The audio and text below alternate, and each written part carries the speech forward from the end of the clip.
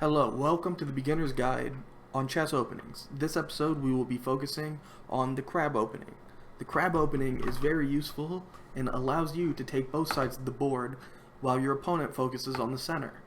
They will spend a lot of time developing the middle of the board just to be pinched from either side.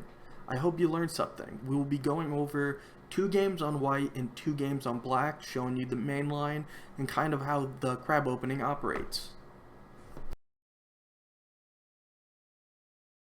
The crab opening has been gaining popularity due to a recent Dumbo Z video, but it is still a useful tactic even though most people are starting to figure it out. But if you're able to master the crab opening, there is nothing they can do about it. And actually later in this video, we will be showing you how to play against the crab opening. Who am I, you might be asking? I am Jake.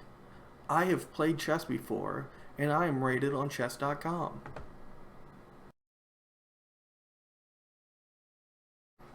Alright, I will show you the main line for the crab opening. You will start with h4, they will go with e5, you go a4, then they will do something like bishop to c5. Alright, now here you can tell you've already got your pincers starting to form. You want to reinforce those, so you go h to 3, lift the rook. Okay, now what they'll normally do in this situation is queen f6, and it looks a little spooky, but it's fine. Once you lift this second pincer, your opening is complete, and you're actually in a really good spot heading into the mid game.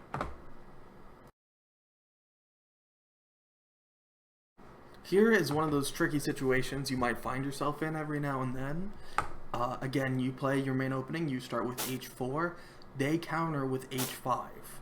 So don't panic if they're starting to play the crab against you. This is actually fine. You go a4, they go a5. You lift your right pincer out, and they will do the same. That is the crucial blunder they fell into. You go right here, and they will most likely raise their second pincer, thinking they have a one-up on you, but this is actually mate right here. So that's something you don't want them to, it's something they might fall for. So it's useful information to have. This will come up every now and then in your games. Hello, I will show you now the main line for black. They play e4, you go a5. They will normally then play d4, just claiming the middle for their own. This is where it gets tricky. You want to still put out your second pincer. It's fine. Normally they'll push one of their pawns to just make sure they have clear middle advantage. You don't want that. You have 6 lanes, they only have the 2 in the middle, so you're perfectly fine here. Then you want to lift one of your rooks. Let's say they just do a developmental move, protecting both of these pawns. You can do the same right here, and let's just say they go something like this, attack that piece. This is where most new players would get a little freaked out. This is perfectly fine. You push this pawn, and then after takes, and they'll probably push this pawn and fork both your pawns, which I know for a lot of new players is really scary, but you can actually go right here, force a queen trade, and you're actually in a better position.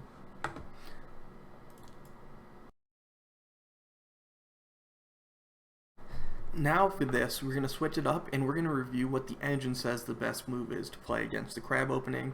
Just, if you get any cheaters or anything like that, you can kind of know what they're going for, and you can kind of see. It still does end up favoring black in the end, but, it's kind of closer.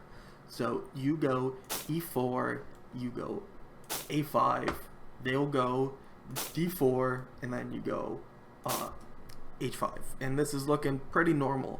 They push a pawn again. You again extend your pincer like you did before.